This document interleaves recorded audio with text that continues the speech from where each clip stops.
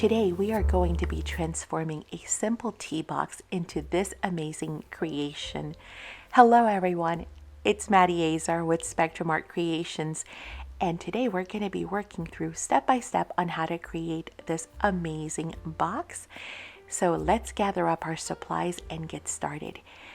Today we're going to be using the gorgeous collection from Blue Fern Studios titled Life Vignettes. Now in this video right now I'm not going to show you this entire collection, but I am going to be putting a link down below as well as a little clickable link up top where you can actually go see as I show you the entire collection paper by paper, ephemera piece by ephemera piece. It is a stunning collection, so you definitely don't want to miss that. Go check it out. In addition, we're going to be using this amazing new digital from Tiny Couture Creations. So gather up your supplies and let's get started.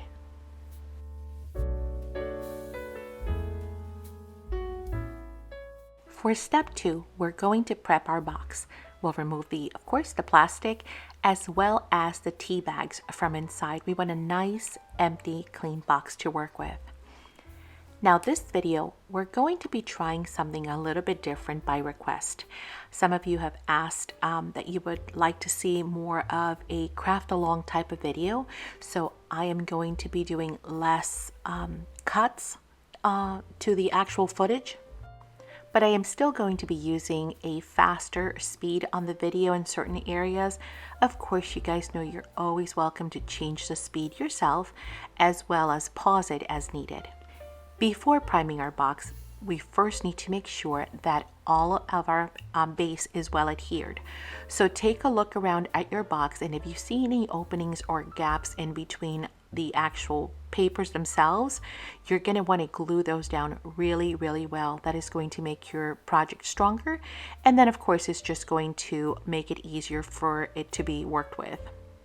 Once we are done gluing all of these flaps down, we are going to be gessoing or priming our box. Now, some of you have asked me about the bottles that I use on my videos.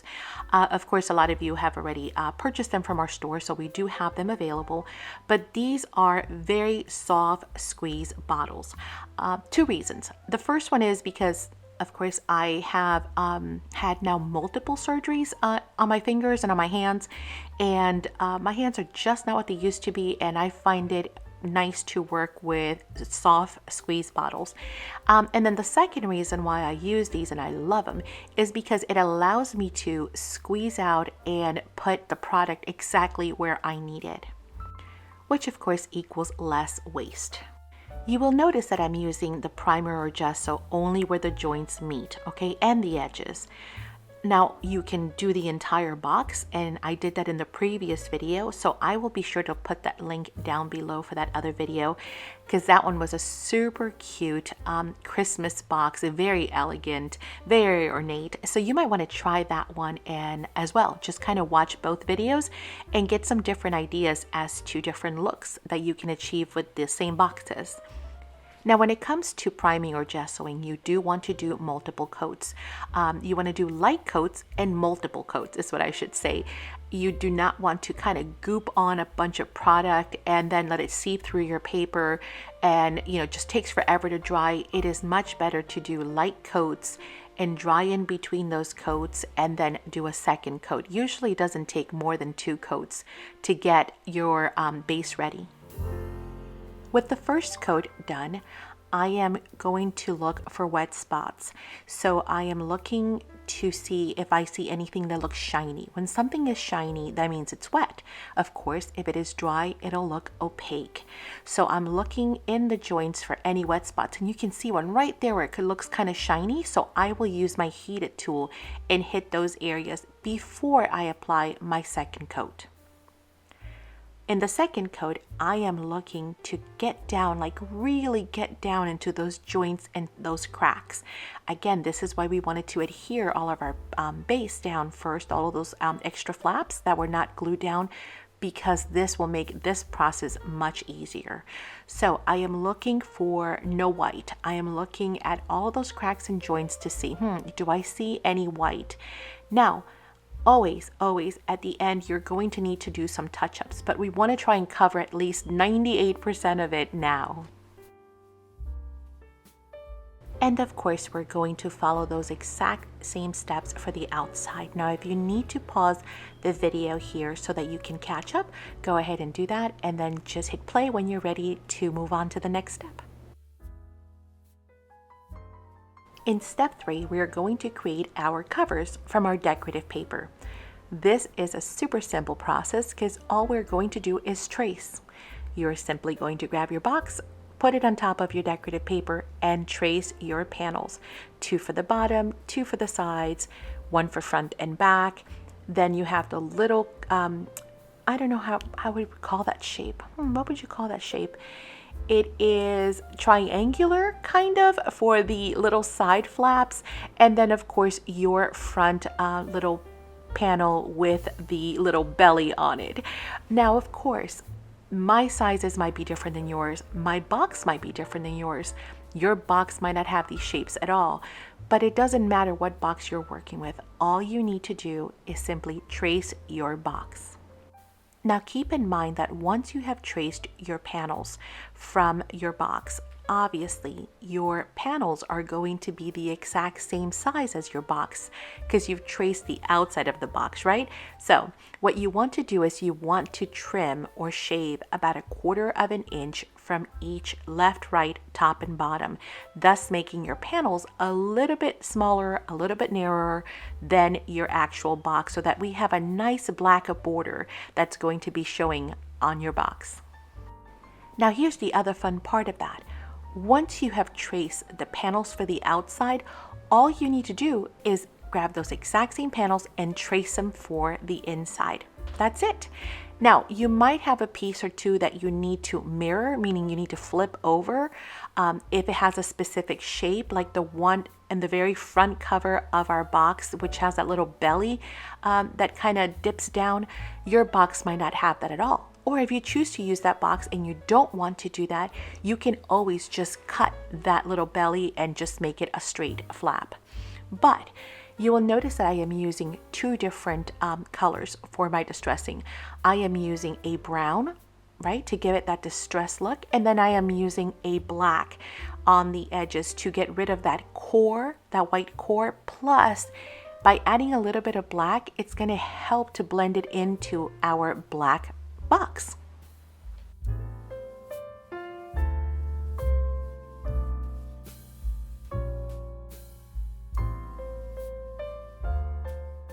In step 4, we're going to be cutting the inside decorative covers.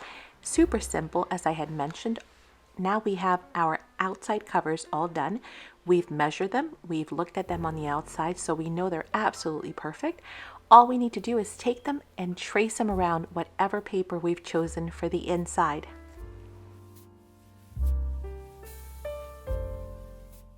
And of course, we're going to do the exact same thing we did for the outside panels. We're going to be distressing them. I am choosing to use first a brown, I believe it's a walnut stain. It might be a vintage photo on the outside. Either color would look amazing. And then of course, I'm going to be using my black soot or any black ink to do the very outer border. Again, once again, to just blend that in and so that it gives us a nice even look. And I know distressing takes a little bit of time, but honestly, it just finishes a project so well. Plus, when you use the black, it actually helps to hide any imperfections or any miscuts, or maybe if one side is a little shorter than the other, it does really help in that sense. So feel free to pause here and just distress, take your time, and then hit play when you're ready to continue.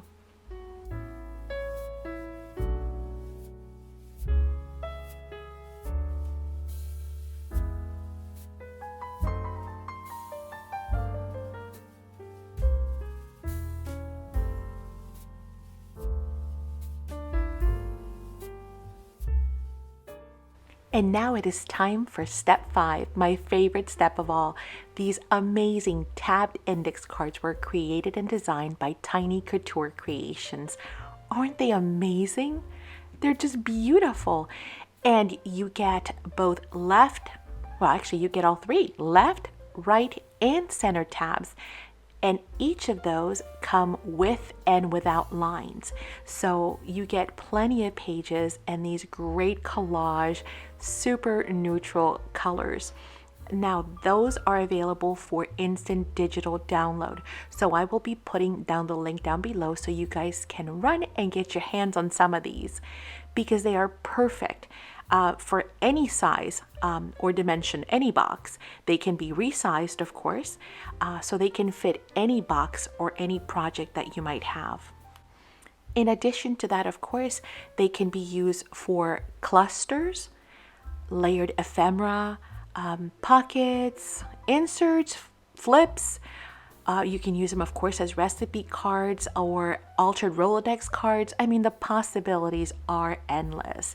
So I am super excited to be using these, and they coordinated with this paper line absolutely perfect, and you'll see that. Now, as I was sitting here working on these, I thought, wouldn't these look stinking adorable if they were tiny? How cute would those be? So I think I'm going to shrink some of these down, and I'm going to use maybe some paper dolls, you know, the paper people, and maybe some quotes, and put those up on the top at the tabs, you know, where the tabs are. I think they would just make amazing ephemera bits for layering. Now, I am using my fuzzy cutting scissors here, as you can see, to go around those tabs at the top. You can also do that with your scissors for the bottom and the other side corner. So I wanted to show you that you can just use your scissors to trim that down. If you have a corner rounder punch, you can also use that as well on those other three corners. So I will do both so you guys can actually get an idea as to which method you might prefer.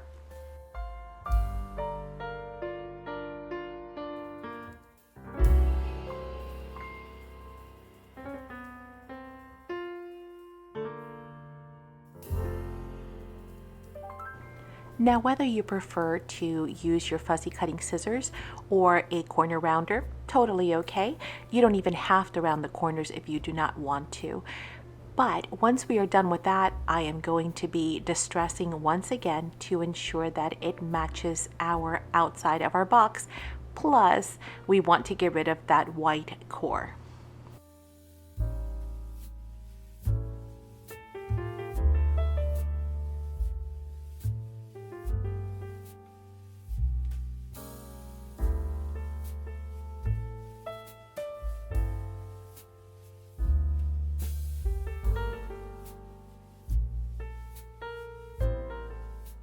Aren't these absolutely amazing? They're just stunning with their tea staining and crazy stitching and coffee rings and splatters.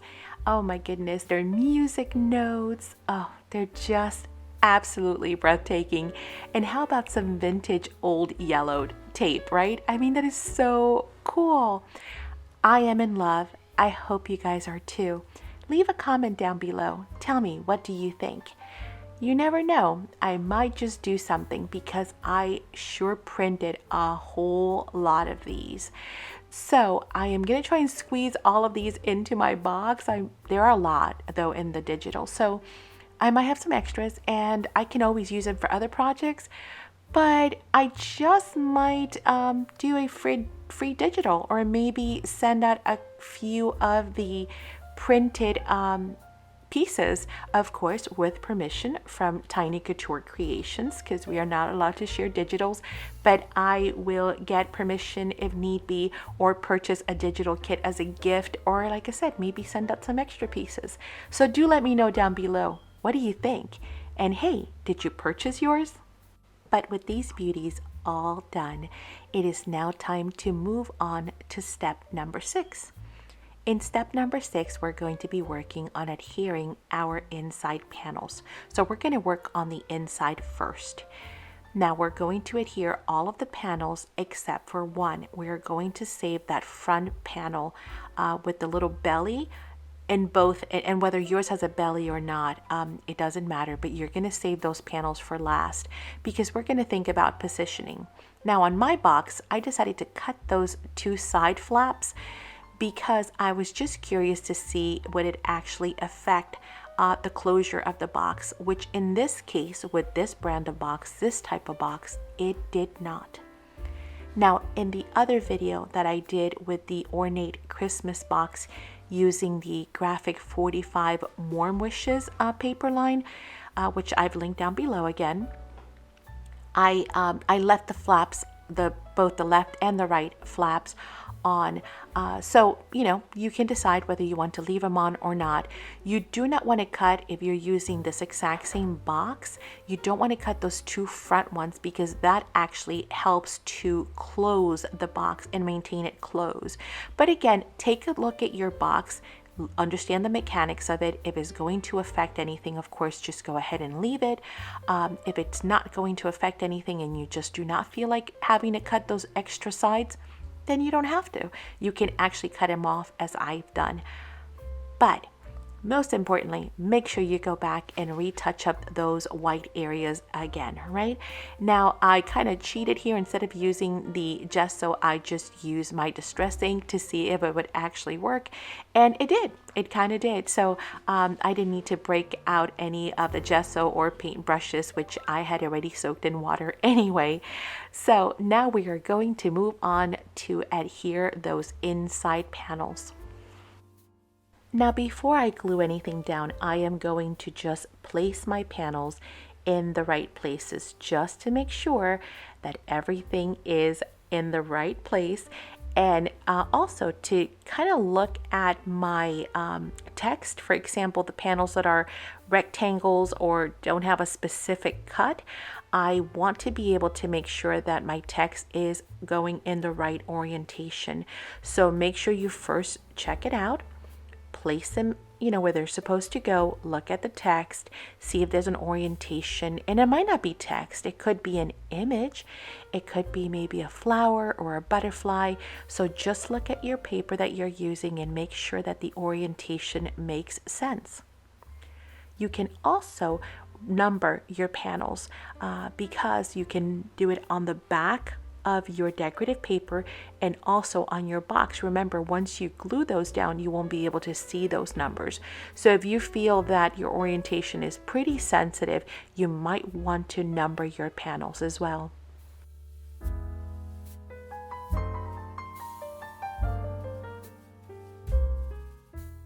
And now that we are sure of the placement of our papers, it is time to start adhering them down. Now remember, we are going to adhere every single panel except for the one that goes on the front of the top lid cover.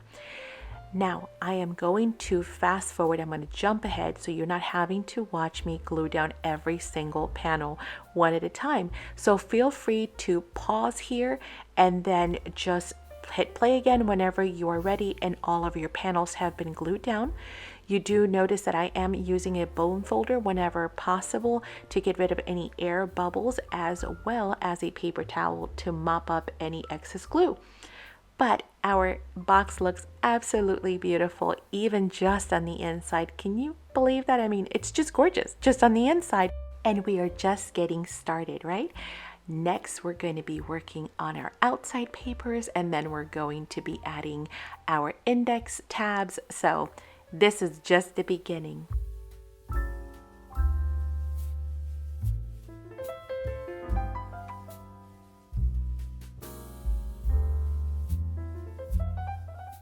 In step 7, we are going to be adhering the outside panels. Now, in this case, remember, it doesn't matter. We can glue down all of our panels because nothing is going to affect any of the hardware that we're going to be using. Beautiful paper line to work with, as you can see as well. Very stunning just colors and mixed media effects. It almost feels like cheating. I actually considered using a whole lot of mixed media elements. I was thinking, oh, maybe I can break out some stencils, maybe I can do some 3D pastes, and then I just kept looking at it and going, but this is gorgeous. So Maybe the next box we'll have to pick something that's a little bit plainer, and then we can break out some mixed media tools and sprays and some other stuff. So we'll see. I have yet another box to do, so you never know. Stay tuned.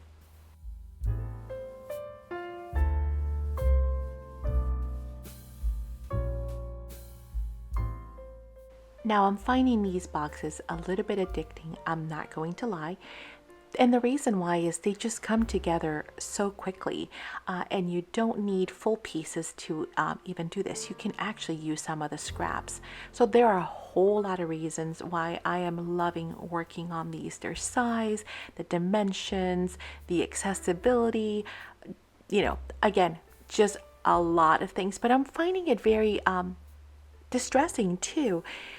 I sometimes work on projects, and I think we all do this. We work on projects and they get a little stressful.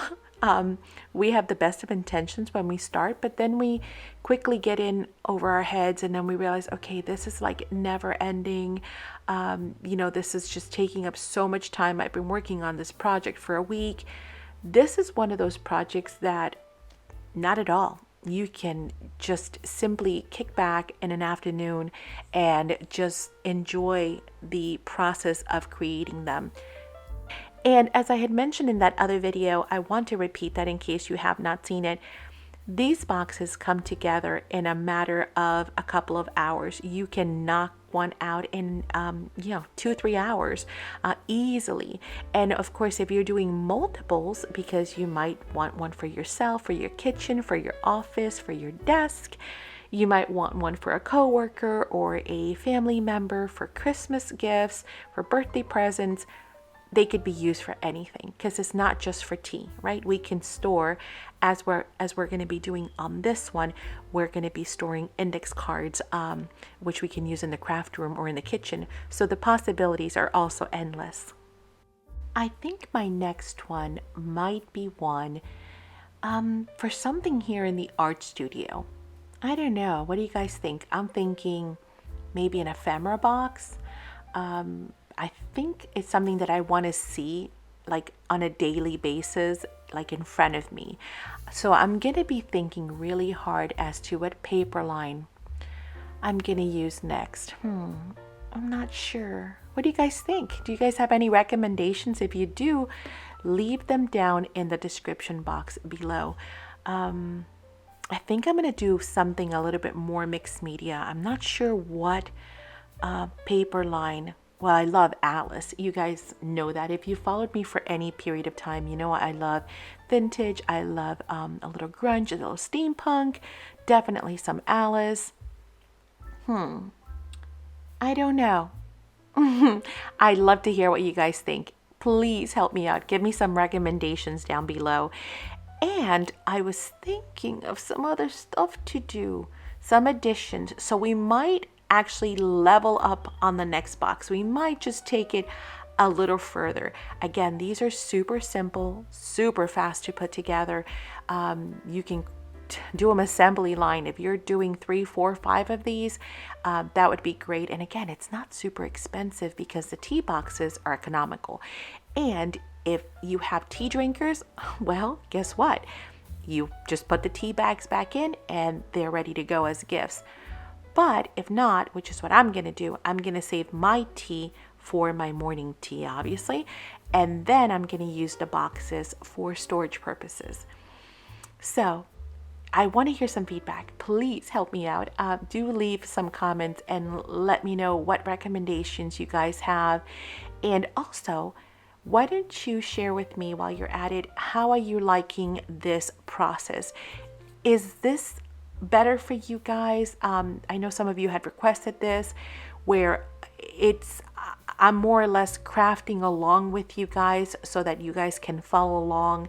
I am skipping forward, I know, in some areas, and yes, I am fast forwarding a little bit, but instead of that 10-15 minute video that I typically do for you guys, I am slowing down the process some. Again, would love to hear some feedback. So appreciated.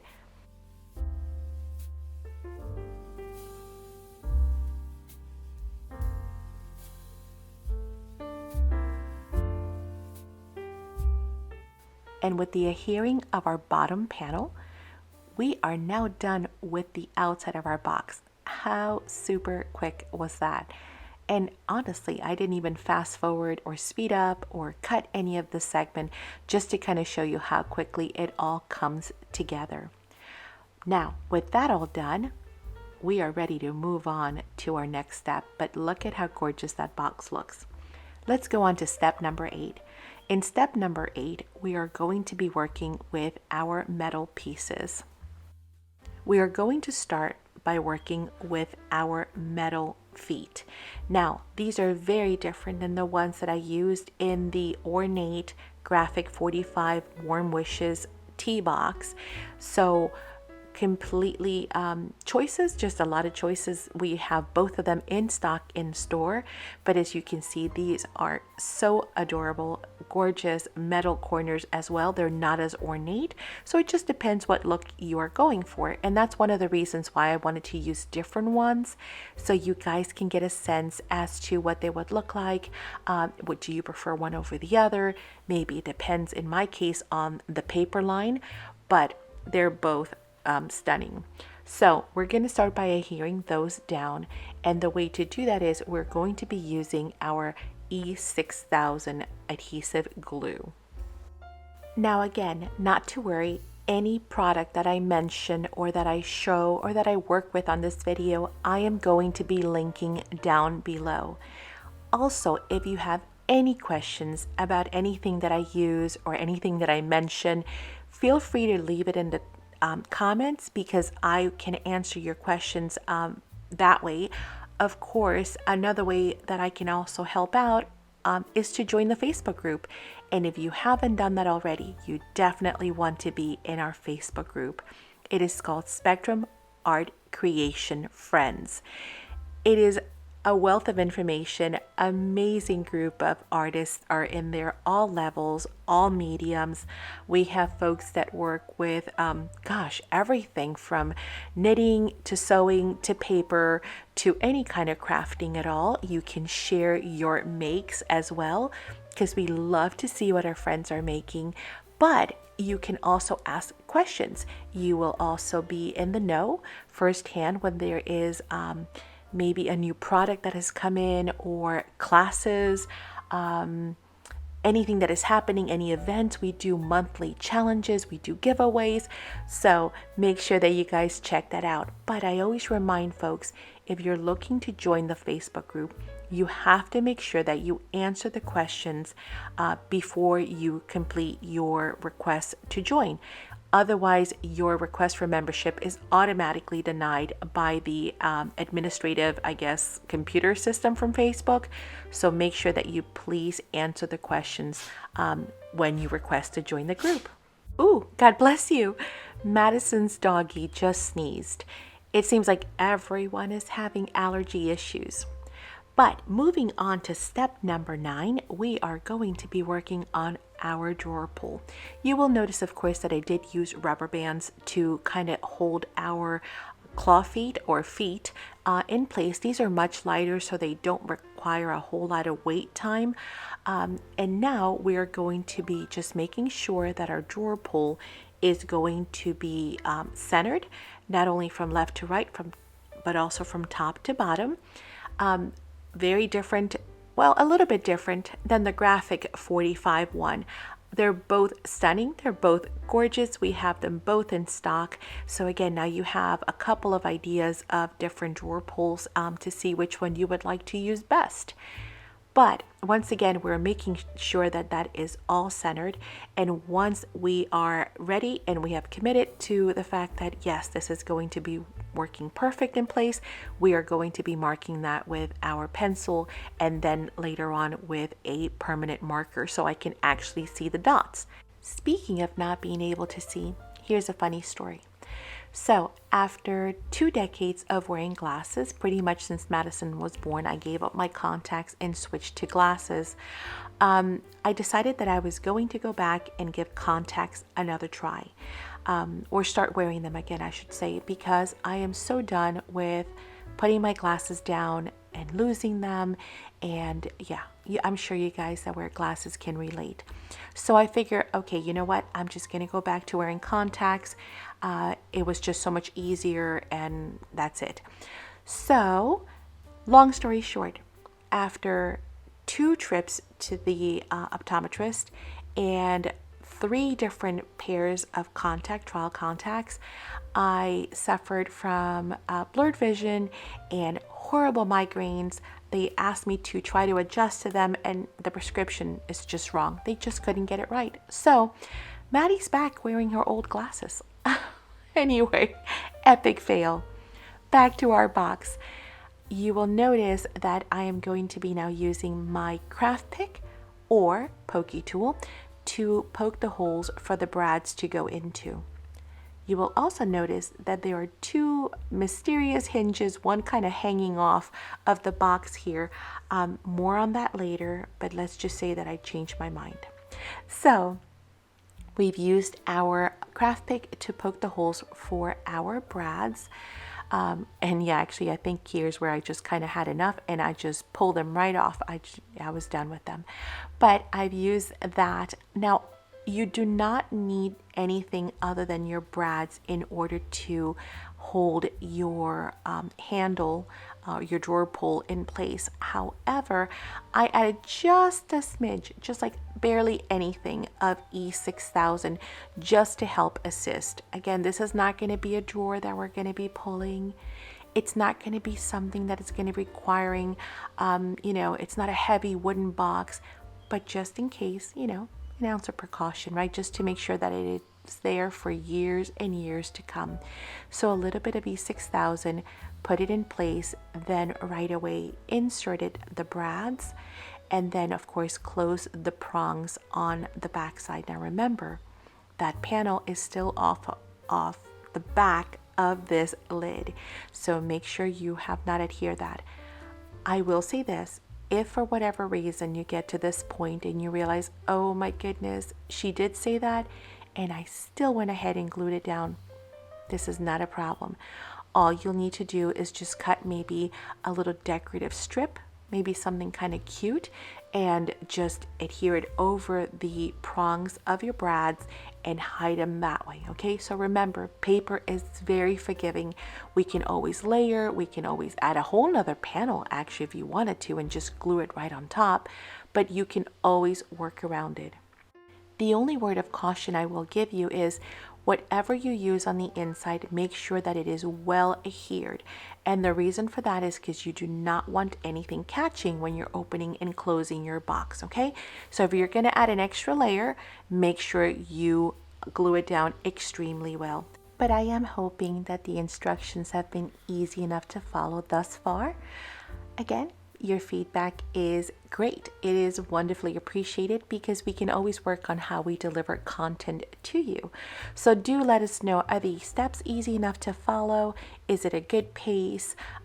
Love to hear what you guys think so that we can actually bring you videos that you enjoy and videos that you can craft along with. In step 10, we're going to be working on our hinges. Now, I'm going to be using these super cute, ornate, filigree metal pieces, which I've cut in half.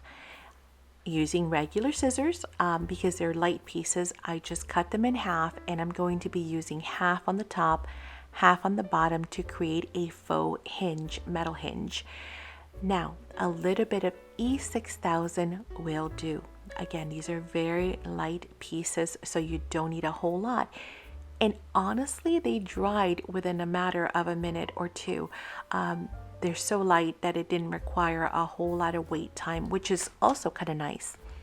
Initially, I had thought of using those 2 hinges that are in the metallic magnetic bowl to my right. But once I kind of kept looking at them, I thought they were a little heavy for this piece. Maybe if I had used the claw feet, I think these would have looked amazing. But with the feet that I had chosen, I just thought that I needed something a little bit lighter. So, changed my mind. And so I changed my hinges as well.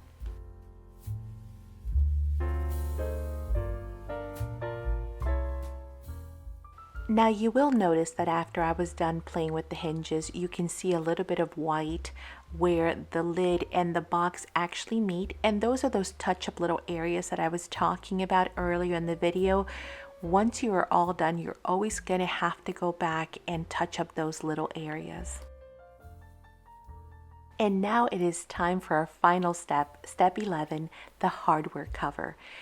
Now it's time to hide our hardware.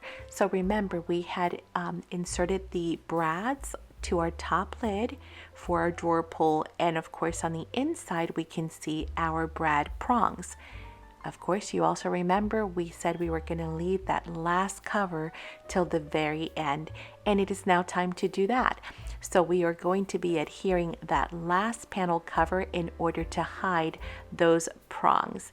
And our box is finally complete, with the exception of course, going back as we just mentioned and doing any kind of touch-up that we need to do to either distress or the black paint. But for all intents and purposes, our box is now done. Can you guys believe it? I mean, time just flew. We hardly sped through anything or cut anything out of this video, and as you can see, we're right around that 40-minute mark. So that gives you an idea as to just how quickly these boxes can come together. I do hope that you guys are going to make some of these. I hope that it'll inspire you to go out there and see what other boxes you might have. It doesn't have to be exactly this box, but how adorable is this turned out to be. Perfect for gift giving or perfect for decorating any countertop. And these incredible index tabs are now ready for all kinds of uses. Maybe for writing down some ideas, some crafty ideas of things that you like to do, projects that you have for the future. Thank you so much for joining us today in the studio. We so appreciated your company. Don't forget, we still have one more box, so we'd like to hear some of your thoughts. Again, if you haven't already subscribed, I hope you do subscribe to our channel. I hope that you share this video out in your crafty groups and with your friends. And of course, click on this next video so that you can go see that other box. Thank you once again. Have a great one. Bye.